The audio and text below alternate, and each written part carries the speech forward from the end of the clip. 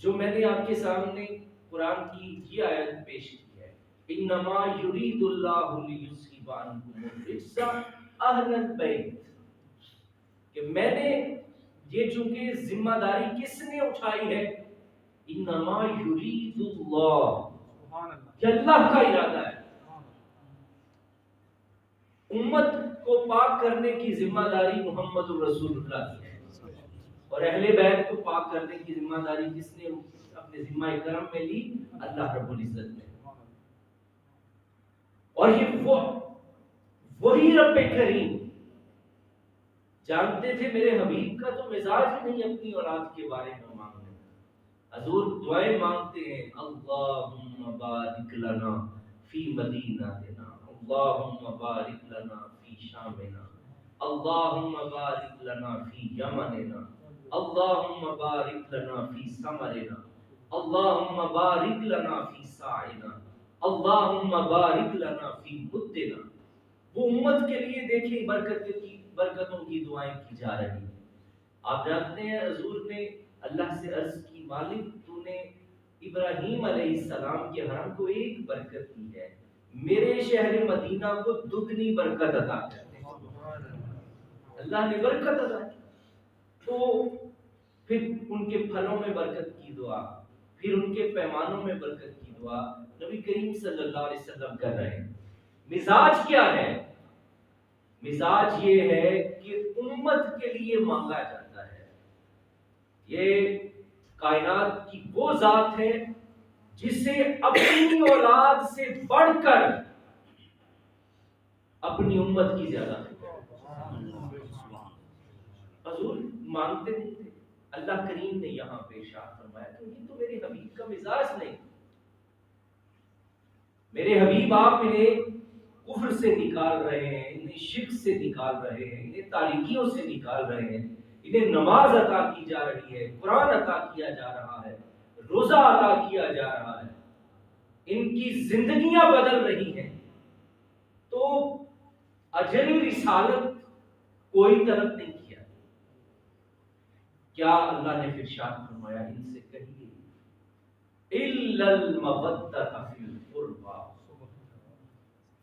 یہ یاد رکھنا میں نے اجر رسالت تم سے کبھی طلب نہیں کیا، میں تمہیں ایک چیز کا حکم دیتا ہوں، الا المودۃ فی القربى، اہل بیت سے محبت یہ نص قطعی سے ثابت ہے۔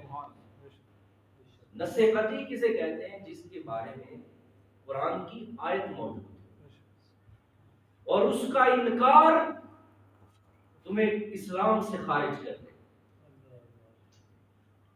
یہ قرآن کی آیت ہے، اور اہل بیت سے محبت مودت اس امت پر واجب کی گئی۔ کس کے کہنے پر کی؟ رب کریم کے حکم سے۔ یہ نبی کریم صلی اللہ علیہ وسلم کا بھی حکم نہیں ہے۔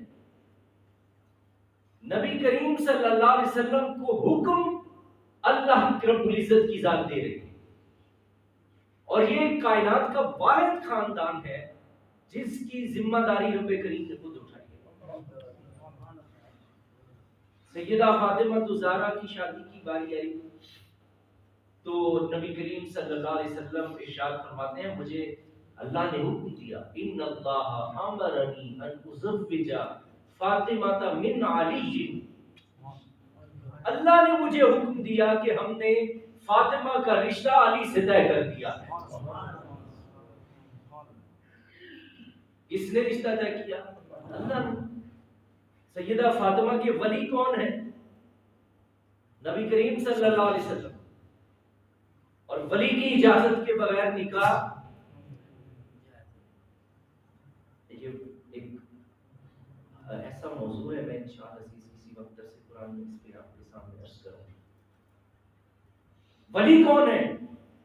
نبی کریم صلی اللہ علیہ وسلم، اور کہہ رہے ہیں مجھے اللہ نے حکم دیا ہے کہ ہم نے فاطمہ کا نکاح علی سے کر دیا ہے۔ دوسری بات، جب اللہ نے اولاد دی حضرت علی المرتضیٰ کو، تو سب سے پہلے جب حسن پیدا ہوئے تو امام حسن کا نام حمزہ رکھا گیا، حضرت امیر حمزہ کی نسبت سے۔ جب حضرت حسین پیدا ہوئے تو ان کا نام حضرت امام حضرت جعفر سے کی نسبت سے جعفر رکھا گیا۔ نبی کریم صلی اللہ علیہ وسلم ارشاد فرماتے ہیں، حضرت علی مرتضیٰ فرماتے ہیں کہ ایک دن حضور نے مجھے بلایا، کہا کہ اللہ نے مجھے حکم دیا ہے، ان اللہ امرنی ان اغیر اسم ہذین، اللہ نے ان کے نام بدلنے کا حکم دیا ہے۔ شادیاں بھی رب کریم کروا رہا ہے، اور بچوں کے نام کون رکھ رہا ہے؟ وہ بھی اللہ رکھ رہا ہے، حضور نے نہیں رکھے۔ ہمارا مزاج ہے، جو پہلے لوگ تھے وہ علماء سے نام رکھواتے تھے یا اپنے پیر سے جا کے نام رکھواتے تھے، اور اب لوگ جو ہیں یہ وہ ڈراموں اور فلموں سے نام رکھ کے تو پیروں کو اس کا ترجمہ کو ایسا مطلب کی دبیر جی جانے ساڈی بلا جا کے کنجر کو پوچھے تھا کہ مطلب ڈراموں اور فلموں کے نام، یہ گلیمر کی دنیا ہے، یہ رکھے جاتے ہیں۔ آپ اب میری بات سمجھ گئے ہیں کہ وہ نام رکھے ہی اسی لیے جاتے ہیں اور ان کا کوئی مطلب بھی نہیں ہوتا۔ لوگ ہی رات بیٹھے ہیں اپنے جانے جب مصیبت پانے نے پھر نام کا انسان کی زندگی پر اثر ہوتا ہے، یہ یاد رکھیے، نام کا اثر ہوتا ہے۔ اگر نام کا اثر نہ ہوتا تو رب کریم حضرت امام حسن حسین کا نام منتخب نہ فرماتے، ان ناموں کو نہ بدلا جاتا، کیونکہ یہ رب کے ذمہ کرم میں یہ خاندان تھا۔ اس کے نام بھی وہ رکھے، اللہ کریم نے حکم دیا کہ حمزہ کا نام حسن رکھا جائے، جعفر کا نام حسین رکھا جائے۔ یہ زمینی نام ہی نہیں تھے، یہ زمینی نام نہیں تھے۔ لوگ کہتے ہیں وہ نام رکھو جڑا کسی دا بھی نہ ہوئے، پھر اسی وہ رکھنے ہیں جڑا کسی دا بھی نہ ہوئے، کہتے ہیں سمجھ کسی نہیں ہوتی ہے، دادی کو نہیں بولیا جاتا۔ پھر ایسا ہی ہے کہ سب سے پہلے جو نام کی ڈیمانڈ ہوتی ہے وہ کہتے ہیں وہ پیر جی نام رکھو جڑا کسی دا نہ ہوئے۔ سارے کو سارے مسلم ہیں، میں پھر وہ نام بتاتا ہوں جو کسی کا نہیں ہوتا، تو پھر دوسرے دن کہہ رہے ہیں دادی کو نہیں بولنا ہوتا، پھر ایسا جی نانی نے نانیاں دیا تو میری جیت سے نہیں چڑھتا، پھر پرانی رکھنے پہنے۔ لیکن یہ نام جو تھے یہ زمینی نام تھے ہی نہیں، اللہ نے عرش سے یہ نام عطا فرمائے۔ یہ دوسری دلیل حدیث مبارکہ سے کہ یہ اس خاندان کو یہ امتیاز عطا کیا۔ اور دوسرا امتیاز ایک جو آیت مبارکہ میں نے پڑھی ہے، انما یرید اللہ لیذھب عنکم الرجس اہل البیت ویطہرکم تطہیرا۔ اللہ کریم نے بتا دیا کہ میرے حبیب سے کے خاندان سے بڑھ کر پاکیزہ خاندان اس کائنات میں کوئی ہے ہی نہیں۔ یہ ایک دلیل ہے۔ نبی یہ سیاستہ میں یہ حدیث بات موجود ہے، نبی کریم اور مختلف طرق سے مختلف انداز میں یہ احادیث موجود ہے۔ نبی کریم صلی اللہ علیہ وسلم ارشاد فرماتے ہیں میرے خاندان کی شان یہ ہے کہ میرے خاندان میں بہترین پاکیزہ پشتوں سے پاکیزہ رحموں تک منتقل ہوتا ہوا آیا، اور میرے خاندان میں ایک بھی بے نکاح نہیں، ایک بھی ایسا نہیں جس نے حرام کا ارتکاب کیا، ایک بھی ایسا نہیں جس نے کبھی کفر کیا ہو یا شرک کیا ہو۔ یہ امتیاز ہے محمد رسول اللہ کے خاندان۔ حضور علیہ السلام کا شجرہ پڑھ کے سنانا، علماء نے اس پر کہا ہے کہ یہ نہیں پڑھ کرنا چاہیے، یہ نہیں پڑھنا چاہیے۔ اس کی وجہ کیا ہے؟ یہ ہمارے علماء جو ہیں یہ اکثر وہ یاد کر لیتے ہیں جو حدیث کی کتابوں میں ہے یا تاریخ کی کتب میں جو حضور کا پورا شجرہ ہے اس کو پڑھ کے سناتے ہیں۔ اس پر علماء نے جو محتاط علماء ہیں انہوں نے منع فرمایا۔ اس کی وجہ یہ ہے کہ کچھ ایسے افراد ہیں جن کا صحیح طرح سے علم نہیں ہے اور نبی کریم صلی اللہ علیہ وسلم کی طرف کسی جھوٹ کی نسبت کرنے والے شخص کو جہنم کی وعید سنائی دے گی۔ اس لیے جتنا حدیث کی کتب میں موجود ہے اس حد تک ان چیزوں کو بیان کرنا چاہیے، لیکن نبی کریم صلی اللہ علیہ وسلم نے جب کہہ دیا کہ میرے خاندان میں کوئی بے نکاح نہیں گزرا اور کوئی بت پرست نہیں گزرا، کوئی مشرک نہیں گزرا، یہ سارے دین ابراہیم پر تھے۔ اس پر تھے حضرت ابراہیم کے دین پر تھے، بے دین نہیں تھے اور کسی نے حرام کا ارتکاب نہیں۔ اس لیے کہا جاتا ہے کہ حضور کا حسب بھی اعلیٰ ہے، نسب بھی اعلیٰ ہے۔ حسب ان جیسا کسی کا نہیں، نسب ان جیسا کسی کا نہیں، کیونکہ یہ کائنات میں ممتاز ہے اور یہ پاکیزہ ہے اور اس کی طہارت کا گواہ رب کریم کی ذات ہے۔ انما یرید اللہ، یہ اللہ کی چاہت ہے، بے شک تمہارا رب یہ چاہتا ہے کہ آپ کے خاندان کو ہر رزق سے پاک کر دیا جائے اور ایسا پاک کیا جائے جو ان کے ساتھ لگ جائے اللہ اسے بھی پاک کر دے۔ تو یہ نص قطعی موجود ہے اہل بیت اطہار کے ساتھ۔ اور یہاں جو میں بات عرض کر رہا ہوں، جو قرآن کی آیت میں نے پڑھی